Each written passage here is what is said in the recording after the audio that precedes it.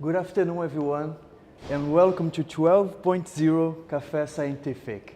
It's our birthday today, and as this special occasion we have a special guest. First things first, let's clap our hands to Café Scientifique. Happy birthday, Café Scientifique. And of course, our theme today is Back to the Future, how AI and ML shape tomorrow's big data solution. And to discuss this topic, we have here our guest, Mr. Liad. Welcome to BSBI. Thank you so much for coming here and discuss this today with us. Please. First, let me ask you, tell us a little bit about yourself and how you end up here in BSBI talking to us today. Sure. So, hey everyone, people here live with us on site and people at home watching us from wherever you are.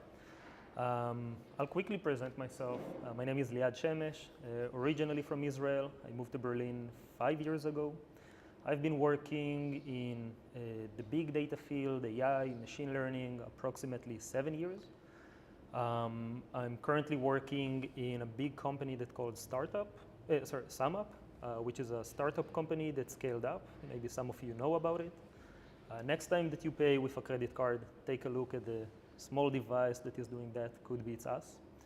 And I'm also supporting startups in Berlin and in Tel Aviv, especially when they want to grow in the data field. So just giving them consultancy, sometimes even for free, if I just want to be nice and support them. I always say, so it will be easy to understand the type of the job that we're doing is that we teach computers how to communicate with people, but we teach people how computers think. And especially for the AI field, that's a very relevant topic because we're going to see how it's going to evolve in today's session and in the future, right? More and more. Yeah, so that's it about myself, basically. Thank you very much once again for coming and talking here to us. And a bird told me that you have a presentation for us, right? Yeah, okay. Indeed. Please let us know a bit about it. Sure. So maybe before I start to present the numbers, I will explain you quickly what's the relationship between data and good data and everything that we call like AI or machine learning systems, right? Because those are the fundamentals for those systems to operate. Without data, AI systems cannot be sufficient. They cannot deliver, they cannot produce any result, they cannot forecast anything. And that's the very first step that you need to master in order to get into the AI field. Now we're living in a world of big data.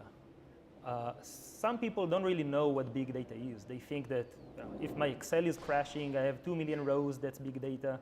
So I'm going to give you some insights about how big data looks like today and in the last few years. So let's go. So I'm going to present to you 3 fun facts about how big is your big data. The first one is that the world been producing, storing, and generating 328 quintillion bytes of data every day within 24 hours.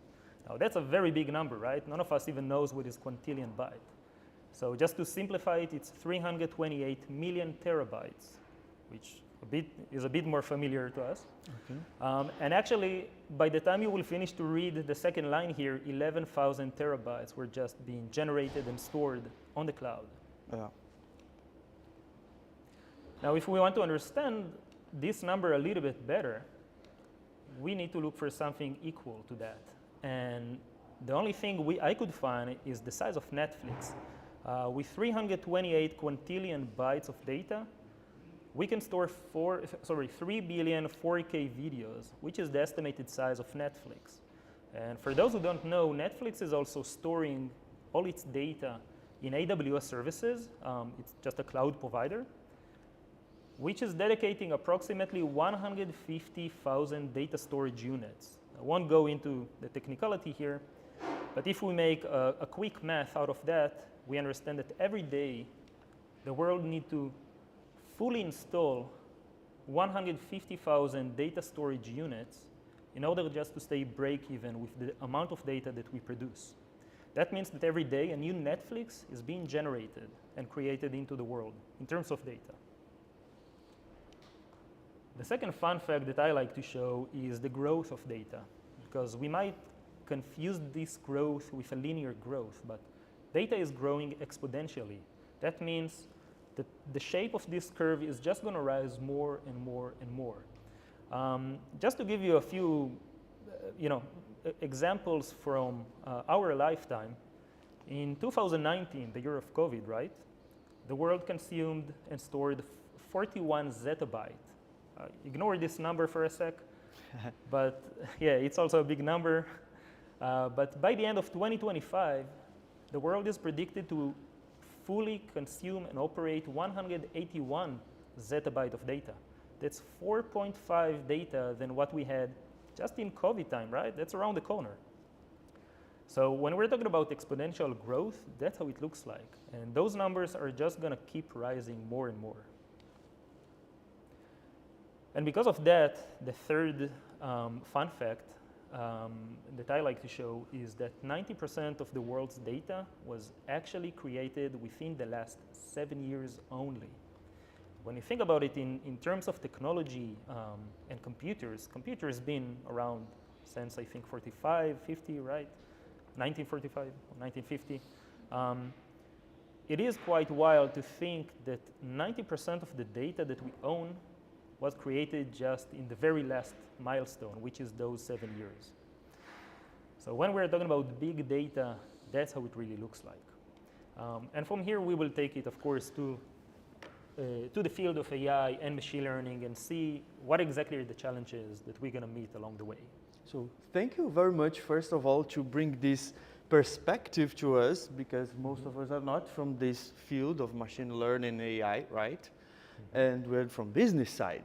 So the first question that came to my mind when we were showing this data is like, how do we make interpretations to this data, right? Yeah. I will leave this to you, and we are an audience that doesn't know about it, so please be as didactic as you can with us. Sure. So you know what, a good tips, first of all, for you guys, the students and people at home, I'll try not to go too technical and not to mention too many technical terms, but if I do, you can write it down and Google it later. That will give you a good grasp about the terms that we use in the day-to-day industry. And I assume within a year or two, you will find yourself in the industry. Okay. So that's already one practical thing that you guys can get. And about what companies can do with data, to your question, honestly, it's a very wide question. Yeah. There's so many things we have time. Can do with data. So as an overview, we use data to answer business questions or tackle some problems or issues that we have in the business field. If we want to understand things better from a business point of view, we're probably gonna get a lot of data of our users or merchants, and we're gonna build some mechanism that will predict some stuff to answer this business issue that we have, or maybe do some classifications or regression problems and etc. I'll try to give you a practical example. So SumUp is a fintech company. Part of fintech is that we've been forced by GDPR, but also we want to prevent money laundering. We want to prevent terror sponsorship with card payments and etc. So in SumUp, we have a whole team dedicated for risk and compliance issues. So basically what we do is try to predict if some merchants try to use our app, in a wrong way, in a bad way, Okay. some people try to do money laundering through SumUp car readers and etc. Yeah. So that's a very specific use case that we have, and we invest a lot of resources in that. Yeah, which leads to my second question that came to my mind.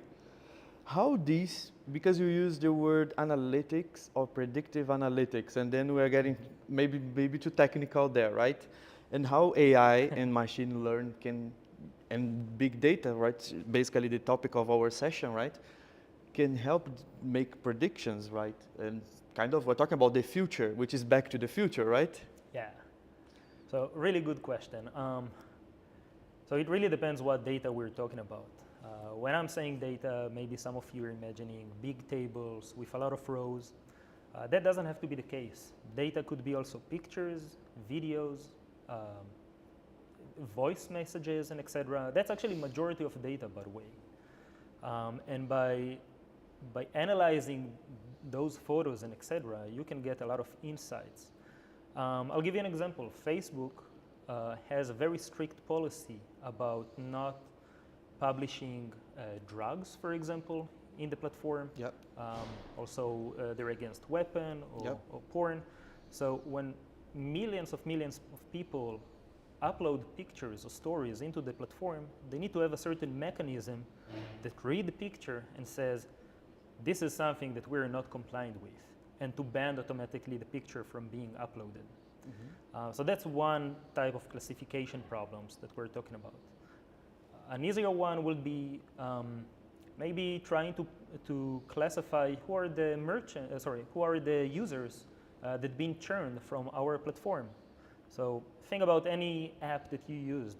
Maybe after a while you just got tired of that and you wanted to churn. You wanted to delete it, to stop using it, right?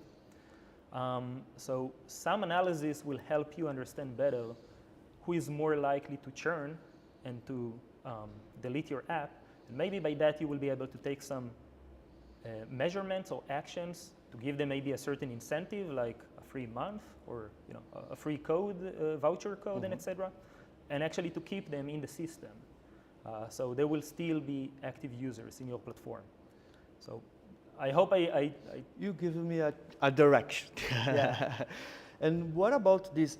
I mean, we have this huge amount of data. So also come to my mind, what about the data quality? Do you have kind of a filter? What is a good data? Let's say, is this a kind of wording for that? What is a good data? What is a bad data?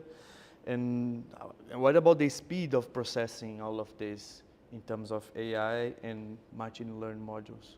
Yeah. So first of all, I think it's always a conflict between quality and quantity, right? Okay. I'm slightly more to the direction of good data, so quality is more important than quality. Okay.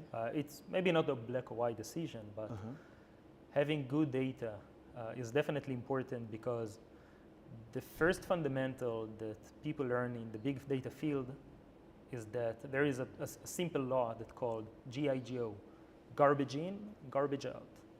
If you're going to feed your AI systems with bad data, it could be duplicated rows, wrong numbers, maybe missing information. Also, the output that you will get from that system will not be good, of course. So quality of the data is definitely important. There are many technical tools to ensure this data, to automate it. Sometimes if we don't know something, we can also predict that. So sometimes we build even predictions for implementing the missing data, which is next step. Another level, right? Exactly. So yeah, quality is definitely important. And in terms of data processing, like how is it going? Because it's growing on this exponential size, right? So we need to make this data fast and fast and fast and fast, especially nowadays, especially with AI, especially with machine learning. So how is it going? So you touched actually one of the biggest challenges in the field. Okay. I mean, of course, not every company is dealing with the numbers we saw here. But think about how Google, for example, can optimize a simple search within just a few milliseconds, right? and it is a very hard assignment to do. So for that, we build a lot of very sophisticated algorithms. We use a lot of technological solutions that will run on your laptop and not just on the cloud. We do a lot of preparation for every search that you're doing. So I mean, it's hard for me a little bit to explain that without going technically. Yeah. But I will say that just a lot of smart people sit down in one room and solve this issue, which is based on many disciplines. It's not only a coding issue. It's not only a mathematical or statistical issue. It's way wider than that. Okay. And you also mentioned the use of apps. For example, I download an app and then I delete this app. I send an audio on Instagram to all my friends, and then Instagram actually have access to this audio, right? What about these data concerns? And that's the biggest topic that we're talking about, data nowadays, right? What about, how do you see the future of it? Are we having more, let's say, concerns or rules towards data privacy, or we are going more in the other direction, saying, no, we need this data, we're actually making life easier? How do you see this future? So I mean, if we like it or not, we generate data, right? I think the only difference is about who's going to store it, in what conditions, and what do they allow to do or not allowed to do with the data. And here we go to the whole discussion of GDPR and data protection laws, which is a very big topic in Europe in general, right? So for sure, more companies will try to collect more data.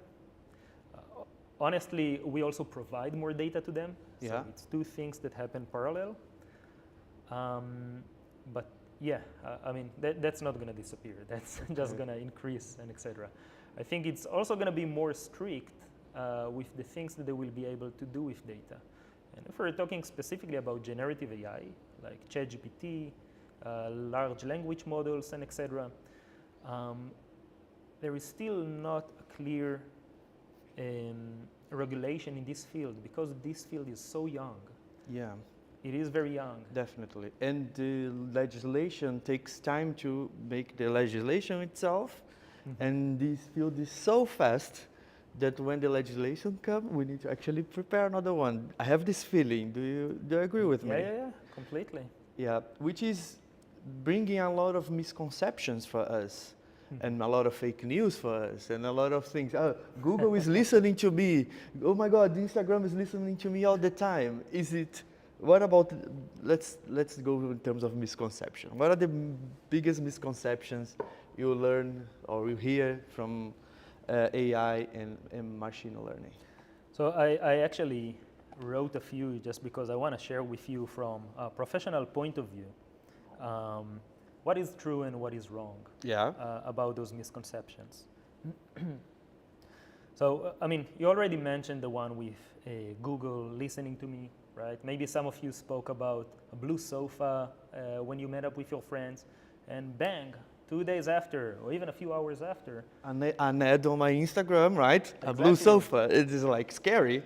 And you get a commercial. You get a commercial, right? Yeah. So, honestly, it's kind of funny for me to think that people believe that Facebook or Google will risk with giant lawsuit for breaking into your phone, stealing your data, when we're actually providing them all this data. So they don't even need to break the law because we just give it to them. We serve it to them in the most comfortable and automated way they could ask for. Liad, that's exactly what I talk to my students. I tell them, hey, they don't need to listen to us. They really don't. At some point, you send an audio, you send a message to your friend, and they read this message. And then they don't need to listen to us all the time because we give this data to them. Yeah.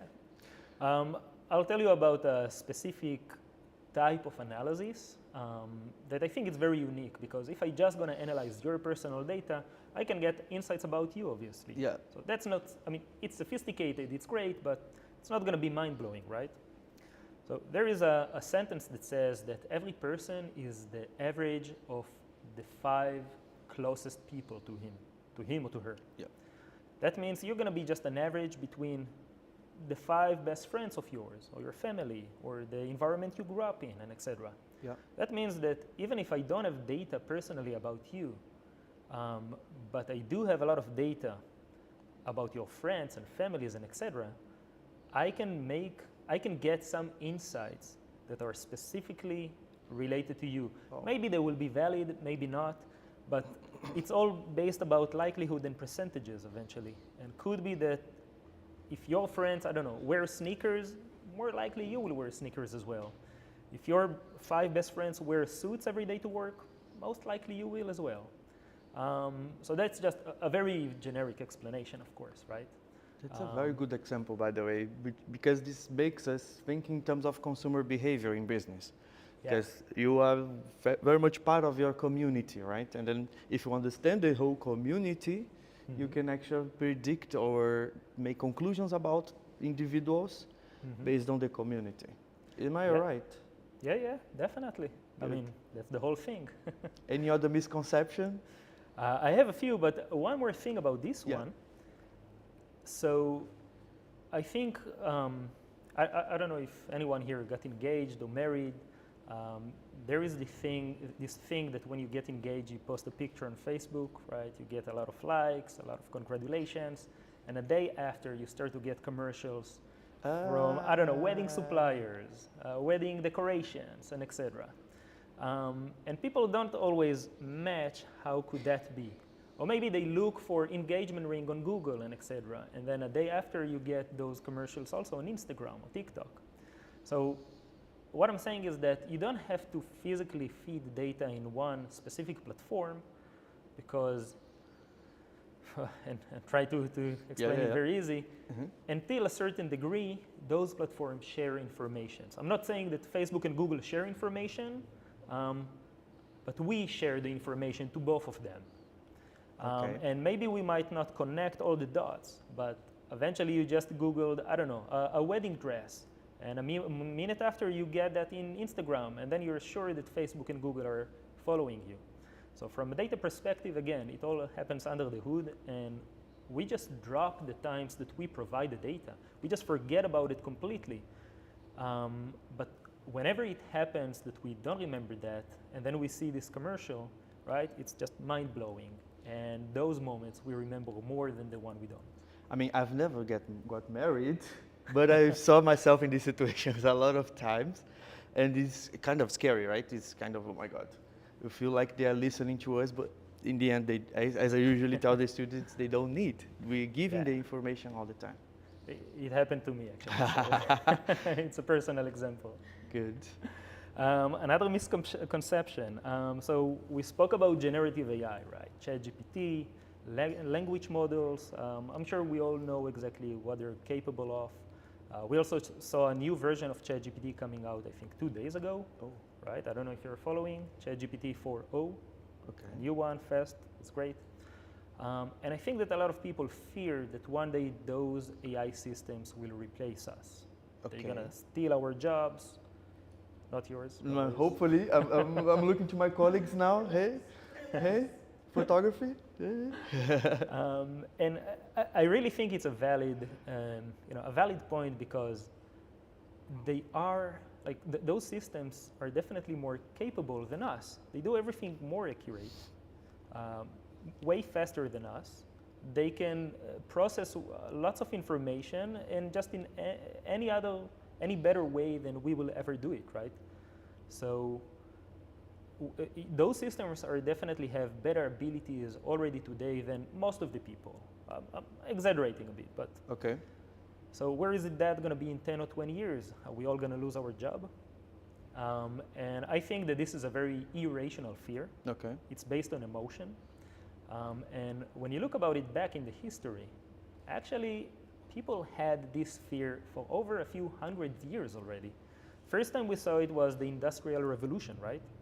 People were afraid that big machines will replace those factories. Yep. Factories that had thousands of employees suddenly shrink to a few hundreds. And we all assume that in one time in the history there will be non-employees. Everything will be fully automated. But even movie industry is doing this with us. Yeah. Like Wall-E. Have you ever watched Wall-E, this Disney animation? It's all about how automated our life is, and it's, I mean, one of the most beautiful Disney movies, but put this on our minds, right? That everything is a machine, and all programmers, and then the whole world is different.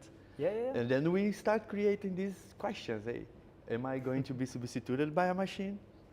So what do you think about it? So when I look about the history, and I see it again and again and again, maybe first time in the Industrial Revolution, second time when the email and internet started, right? People were afraid that the post office will go bankrupt. Yeah. Why would you send a letter that might go, won't even reach its destination when you can send an email? Yeah. Excel, right? People believe that offices will just fire most of the people because you don't need so many counters when you have Excel. You can automate stuff in Excel. Yeah. So many things. E-commerce, we will not have physical shops anymore. What else? I had so many ATMs. Why would we need a bank, right? Just go to the ATM. You get the money from there. And et cetera, and et cetera. And unfortunately, it's exactly the opposite.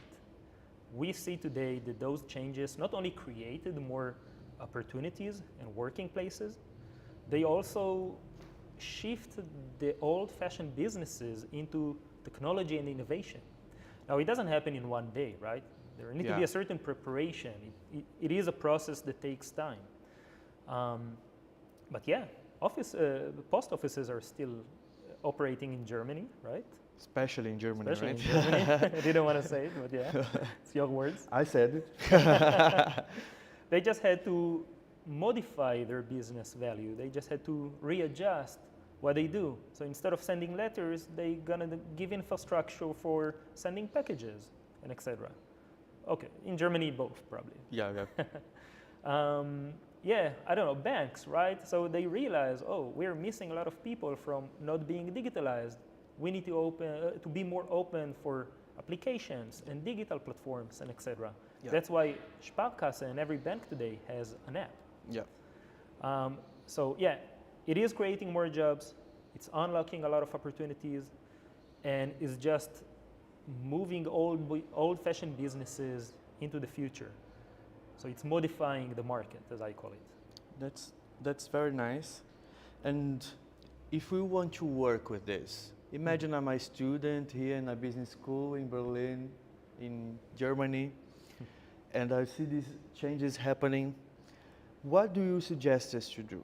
How would be like the first steps in terms of skills, expertise that you should have in order to work with AI and machine learning? Okay, so maybe I'll map quickly the possible positions. Okay. So, and then I will touch about the skills. So the first and maybe most common position is being an analyst. Data analyst, BI analyst, marketing analyst, and etc. If you want to become an analyst, you probably need to have some good programming skills like SQL. Some other positions maybe use Excel. So it really depends on the company, really depends on the infrastructure. So that's one thing. Mm-hmm. The second thing, you need to have a good business understanding of how things operate. How marketing operates, for example, or how logistics operate. And then to know what kind of KPIs do we define? How do we measure them? How do we create data how do we take data and process it in order to create those KPIs and track them? Yeah. So a little bit coding, good business understanding, and that's it. I think that's a good starting point for analysts. Mm-hmm. Everything related to data scientists, data engineers, machine learning engineers, and etc. It's going to be way more statistical and mathematical. You need to know how to operate algorithms, how to manipulate data in a very high level of coding. You're going to use Python for coding. A lot of cloud services as well, maybe SQL also. I hope it's not Chinese. So just some programming languages. Yeah, that's pretty much the beginning. That's the beginning. That's the starting point. Yeah. That's the starting point. And what do you see as the future of our field, like AI and machine learning and big data? Tell us your perspective about, I mean, if we're talking about getting jobs in here, if we're talking about seeing this future or this field as our future, how is the future looking like to you? Ooh, so first of all, I think it's going to be exciting. We're living in a golden era, folks. I really consider myself lucky living today and see the evolution of technology, specifically AI, because if I need to find a parallel example, that will be like inventing the first digital computer. And no one had any idea what can digital computers could do, right? I think it was in 1945, or something around it. If I will go to the people that invented the first computer, which, by the way, was in the size of this room, it had 29,000 tubes, and it could only calculate very basic, mathematical things like 1 + 1, 3 multiply 4. If I will tell those people that 80 years after, down the road, we will land people on the moon using their machine, everyone will have a small computer in their pocket.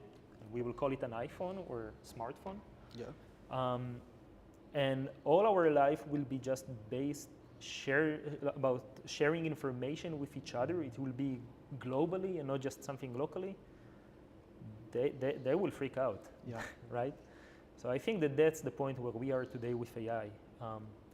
I often say we know what we know what we don't know, but there is a very big field of what we don't know that we don't know. And that's what we're going to discover probably in the next few years, especially with AI capabilities. Definitely. And it's growing really fast, right? It's going super fast. And I may ask you a personal question, not so personal, because before the cameras were on, you told me you don't like mathematics, right? This guy didn't like at least mathematics. Imagine now you work with AI and machine learning. Yeah. Tell us a little bit of your own experience. How did you get there? So maybe our students can get there as well. So that's for you folks. I don't know if anyone here hates math or statistics. I didn't like it. When I was in school, high school, and later on in university, it wasn't the field that I clicked with the most. Okay.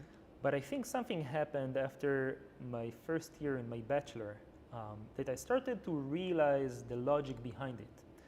And when you understand what you're doing, then you become good at it. And we become better with it, then you start to like it. And I think I never even imagined that one day I would work with code, because code for me was a no-go. Think about it, it's such a boring task, right? Who want to sit in front of a screen looking about rows of weird words in some weird language program and just to write some additional words to that? So I was sure that that's not the field that I want to go to until I actually started programming. Then I realized it's fun, yeah. And then I realized that actually working with Excel is kind of a very soft programming. So if you know Excel and you write some functions, it's already one step forward. Yeah. And I think just by giving it a chance, I discovered a whole different world that I felt in love with. So I was very, very lucky to take a hobby and to make a career out of that. That's nice. Yeah. That's nice to hear. And that's nice for us to share this experience with our students, because we tend to be very scared of this field, right? And you say, oh my God, this is too complicated, this is too much mathematics, I don't want you to go there, let me stay here in consumer behavior. But more and more, and we are getting more data, and it's getting more mathematics, and then we need to make calculations, and we need to make predictions. And this is coming to us, this is our reality. So we should face it instead of being scared. And as you said, it's also a question of training and getting used to this. And it is not like something out of this world. It's something that all of us can do, right? True. I think also today's students are very lucky, because if you want to learn something new, even if it's related to what you're studying today or not, it's very easy, because ChatGPT today can replace any tutor, any private teacher, right? Excuse me? Until a certain Excuse degree. me? Not you, folks, not you. Okay, thank you. But think about it, if you don't understand, I don't know, quantum mechanics, or you don't understand integrals in math, you can literally just ask ChatGPT to explain it to you as you were an 8-year-old kid, and you will get a very good response, a very good result, explaining a very complicated topic to something that an 8-year-old kid can actually understand. Try that. I don't know if you tried that, but that's amazing. I use that daily, by the way. That's a very, I never tried that, by the way. I'm taking a note here on the very back, so I finally do it. Liad, I want to say thank you so much for translate this very complicated topic into something that we can actually relax and have a coffee and talk about it. And let's give a round of applause to Liad. Thank you. And I will open the question to our students. They should not be shy to ask questions, please, okay? And teachers as well. Especially please help teachers. us, yeah, especially the teacher. Who has a question? Raise your hand, please. Let's start here, and then we go to her. Don't feel shy, please, okay? Yeah, you can ask me anything. So no worries. Ooh, she has a Please. list, I can see. Thank you very much for your coming today and sharing everything with our students. It's great that we live in the era of digitalization, and because of that, I have 2 questions to you. So you spoke about innovations, and you spoke about digital age. The question is, how to lead innovation in a digital age? Ooh, it's a really good question. Good one. Good luck. So I'm maybe coming more from the technical side, but I can share at least from what I see in tech companies in Europe, mostly in Berlin and in Israel, that those systems are here to help us with every small thing that we do. And obviously some companies are afraid from that. I think that one of the most non-technological fields today in Berlin will be the banking sector or real estate. And mostly in real estate, actually, I think that it's still very old-fashioned. My wife told me that they print emails, for example. They store it in some folders and etc. Yeah. So I guess it is a long process that needs to have a certain preparation. You cannot just go to a certain organization and just drop a certain software and expect them to use it. You need to educate the employees for that, for how to use the software. You need to get it into very easy set of tasks that they can do. But yeah, eventually I think when employees see that it saves them time and make them be more effective, then they just adopt it. Yeah. So yeah. You have a second question, right? Another question is, you mentioned Python. What other programming languages would you recommend the students to start with? And since we already teach them other subjects here in BSBI, if it is not their major, where exactly would you recommend to learn the programming languages? Good. Oh, very good question. So first of all, SQL, I think it's a very basic program language to start with. We use SQL basically to retrieve data out of warehouses. So that's a must. And it's also very easy. It's very friendly. It's going to be a soft landing into programming. The second one I will suggest is Python. Now, Python is very wide. Python has been used for almost everything in our field, from building websites, managing services, and also data manipulation, data science, and etc. There are a few specific libraries that you probably need to know. I'll just drop the names. You can Google them after, whoever wants to. Pandas is one of them that we use a lot in the data field. What else? Seaburn, OS. Probably missing here some stuff. If you want to go deeper into data science topics, then scikit-learn and TensorFlow. Or yeah, those are probably the 5 libraries I will recommend. It's going to take time also to learn Python itself and those libraries, so be aware of that. It's not. It is an easier language relatively to others. Okay. But it's not 2-3 weeks assignment. Good. So yeah.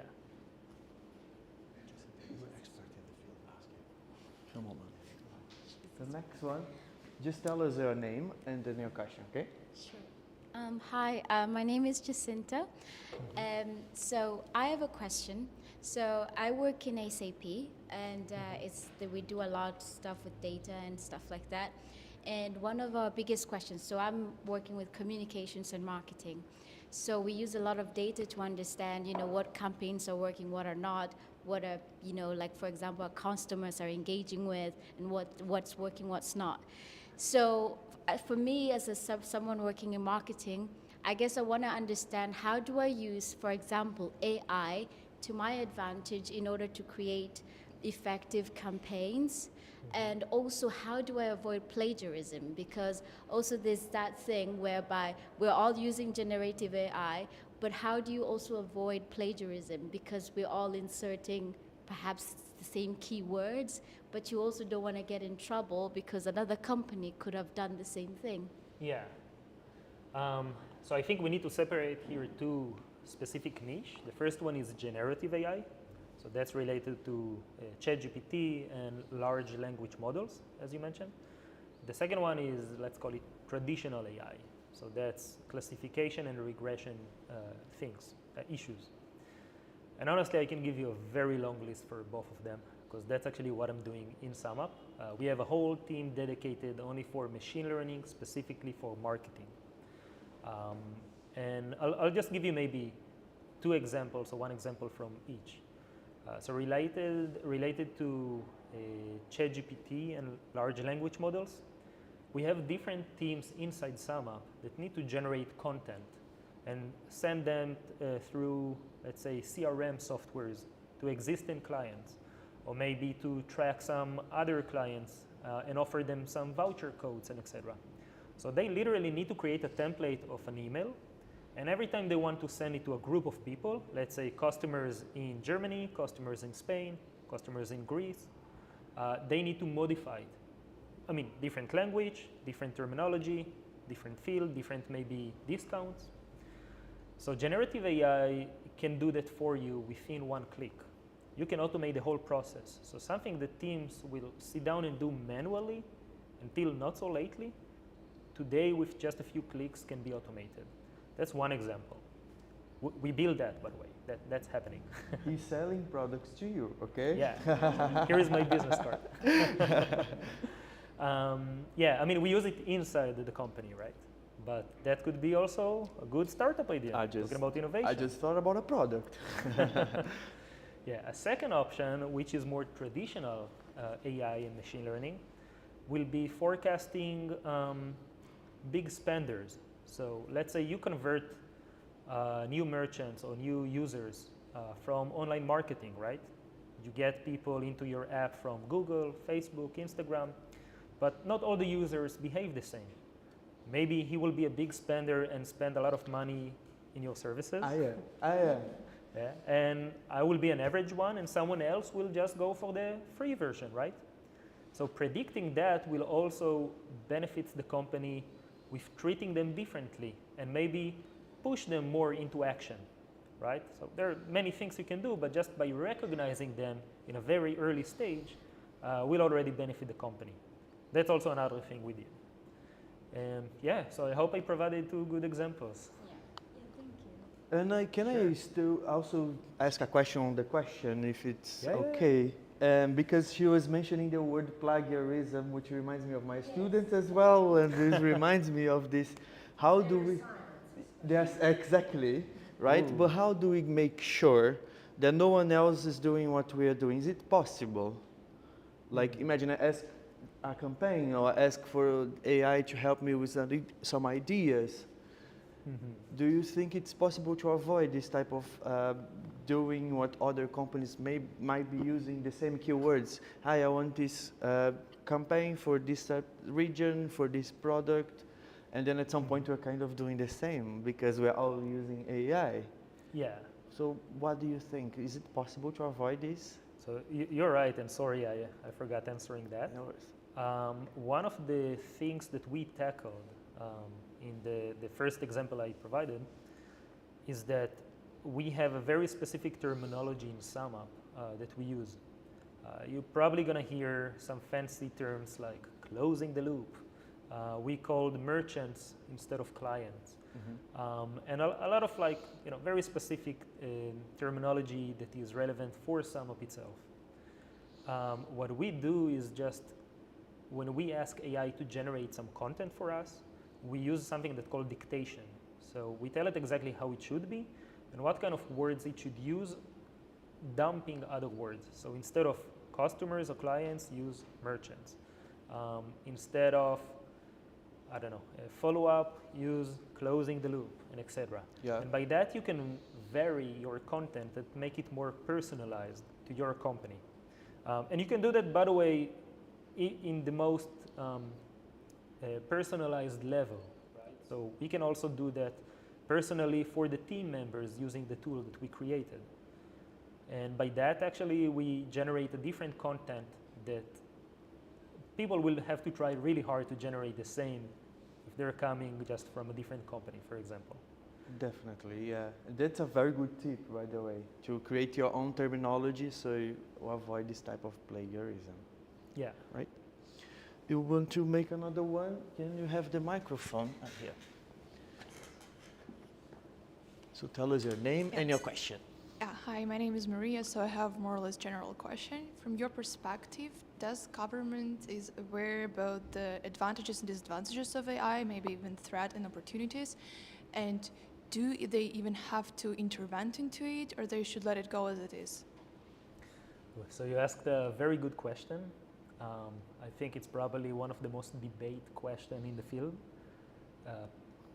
A lot of experts try to tackle it from many, many perspectives.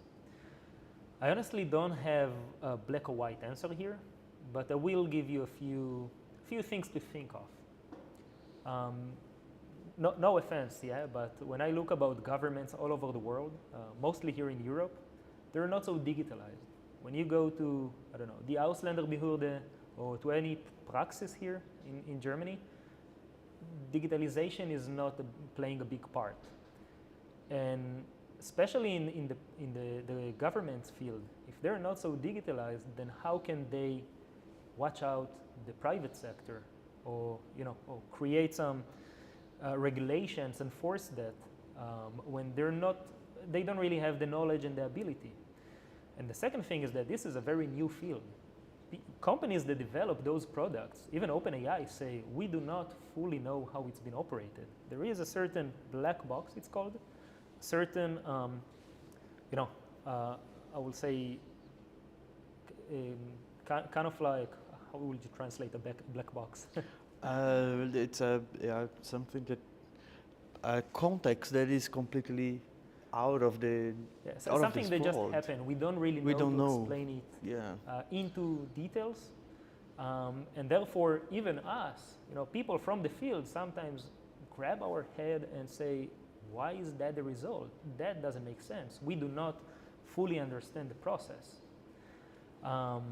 So yeah, even if it's surprising us, think about governmental institutes that's supposed to do that. They will definitely be less equipped to answer those questions. I do believe that there should be some regulation though, because this is definitely an important field that you want to regulate. Many things can go wrong. The question of how and who, I don't know. That should be probably a combination of. And I also believe that the academy will play a vital role in this field. So yeah, I hope I gave you a certain overview. Yeah, and then I have another one question. So if there's some kind of the black box in it, do you think that one day it can get out of the control? So can you define get out of the control? So like if you even don't know how exactly it's happening and producing, maybe like if in some scientific films and about the robots and stuff, they sound like that the robots will be like manipulating the world because like the people will not be able to stop them. Can AI one day become like really dangerous at some point in this perspective? So in perspective of taking over humans and make us all slaves, I don't think so. Not like this for. Yeah, but in perspective of affecting societies, definitely. Straight yes.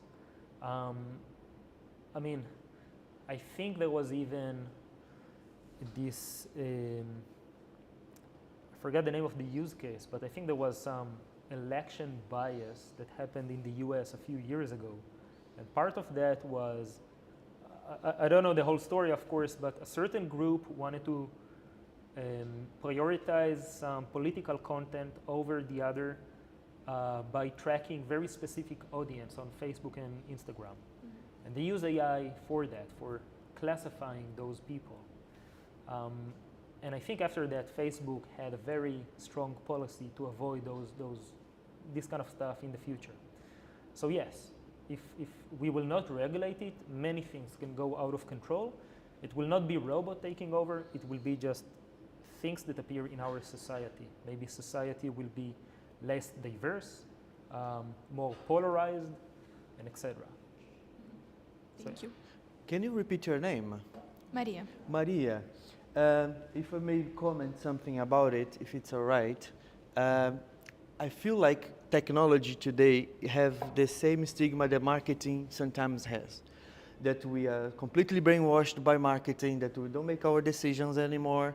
It's all about marketing, and we kind of lose our autonomy as human beings, and marketing is taking over us, or machine learning is taking over, or AI is taking over us. It's partly true, and it's partly not true. So I give this as yes and no.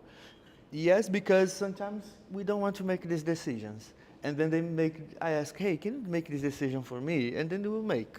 Or in other words, taking these into marketing decisions. What is the best restaurant near me? You are giving your power of decision to someone else. And I tell you, there is a marketing guy taking these keywords, right, and using this to sell more. So you are giving your decision to someone else. And then we also play the victim layer, saying, hey, they are deciding for us. But when you are at, sorry? You need microphone. You need microphone for that. The age of, sorry? Assistance. Assistance. Yes. Google calls it age of assistance. And it's a good word. They are smart, using the proper keywords, right? So I would go one step further. They are literally making the decision for us because that's how the system works. We're giving them the power of decision. But at the end of the day, we are the ones going there, right? We are the ones paying for it. We are the ones consuming it. So we should also see the goods and the bads of using these platforms and the power that has over us. And at some point, I believe and I hope for that humans will remain controlling everything else instead of the other way around. Yeah. But this is not only a problem of marketing or technology, it's a problem of human being, of who we are. Sometimes we want to give this power to them, and then we should actually ask ourselves. We should not, all right? Does that answer your question? Good, because we have... I think maybe if it's coming from someone from the field, then it's worth mentioning. There are some decisions that should not be based on AI. For there example? are some decisions. I don't have I do have a specific one, but maybe it's better not to say it now. Okay, I'll tell you later. Yeah, some decisions maybe should not be based on AI and should be based on many other things, because we know that AI make mistakes. It is not perfect. We also don't know always what was the process of getting into the result. So it's kind of like you ask a question, you get answer. You don't know what happened in between, what will be the full explanation for that. OpenAI is, by the way, working on changing that now. It's a whole different niche that's called explanatory AI. So we will have tools explaining step by step that maybe in the future. But yeah, I think it's just adding another layer to the discussion. Yeah, it is. Yeah, and then we get too complicated, right? Yeah. It's a challenge, a big challenge. Mm-hmm. And we have one online question made by Kavaku, and he's asking, if you combine AI and machine learning, what is gonna happen? Is it possible to do it? So actually, machine learning is part of AI. Okay. Okay. Yeah, so if you imagine AI as a big umbrella, machine learning will be something a bit more, will be kind of like a funnel. So it will be inside AI. Yep. And then we go into something that's called deep learning. So that's inside machine learning, which is way more specific. Yeah, I won't go even longer than that. That's kind of like 3 layers. But when we say AI, we're talking about everything. Okay. Perfect. Deep learning, machine learning, AI, data analytics, and etc. Okay. Any other questions here? We have Mayank. Hello. Hello, my name is Mayank, and I'm studying MSc Data Analytics here in BSBI. Can you speak louder? I can barely hear you. My name is Mayank Sharma, and I'm studying MSc Data Analytics in BSBI. Mm-hmm. So, first of all, I really like your presentation, the way you explain data in numbers and the impact and how they are generating and being stored in maybe in servers or in cloud. Mm-hmm. It's really like anybody can like have an make an impact in his mind, like how fast it's growing rapidly. I want to share my real life experience. Like 10 years back, I start my career, and I was like to be a financial data analyst. Then my journey converts into data analyst, and end up like a business intelligence expert. And then I start feeling like automation comes in. And then now in this generation, when I'm studying MSc in data analytics, I see the impact of AI. So my question will be regarding to, like Elon Musk also mentioned, AI gonna be dangerous. And you also said it's gonna take our jobs. And the transition, now I'm looking into the German market or overall, being a data analyst, job descriptions keep on increasing.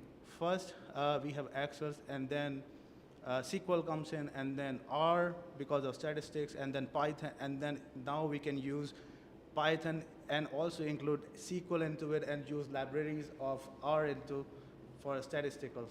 Mm-hmm. So what gonna be much more into this specific data analyst line? I'm not asking about data engineering or data modeling or data scientist, just data analysts, so that we can have an idea to forecast like future, as Flavio mentioned.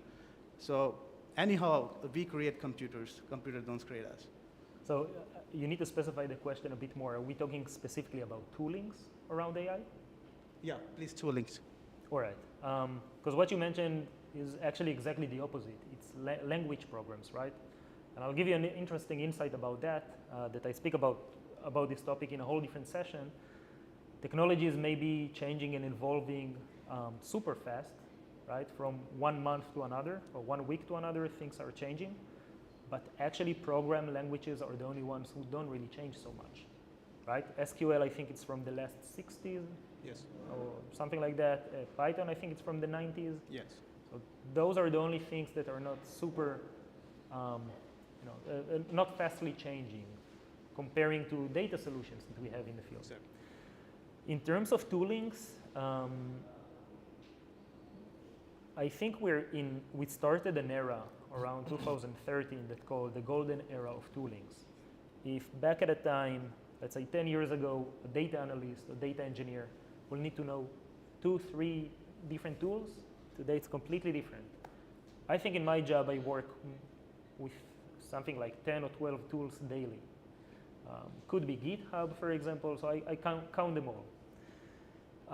We probably will keep adopting more tools, or maybe some tools that will do a more sophisticated job for us. But yeah, in terms of AI and machine learning, it all goes together, right? Because usually those tools are related also to this field.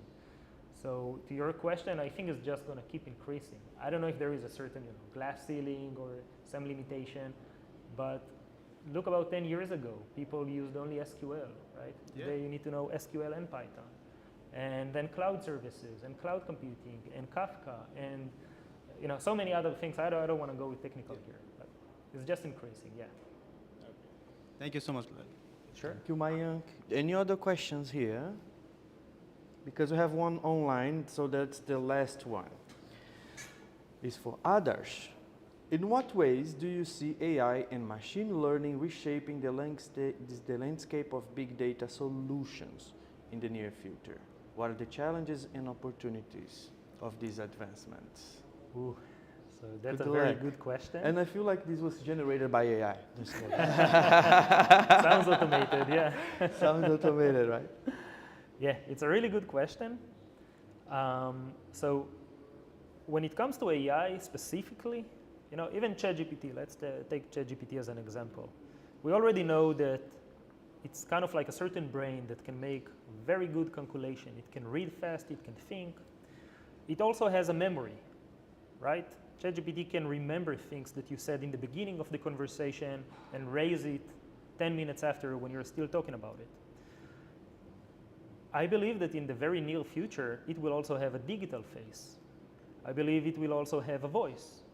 What will stop OpenAI from creating a ChatGPT as a virtual assistant that will be with you in Zoom meetings, that will scroll your documents in Google Drive, that will search for you things inside the document and maybe correct you if you make a mistake or raise questions related to that and etc.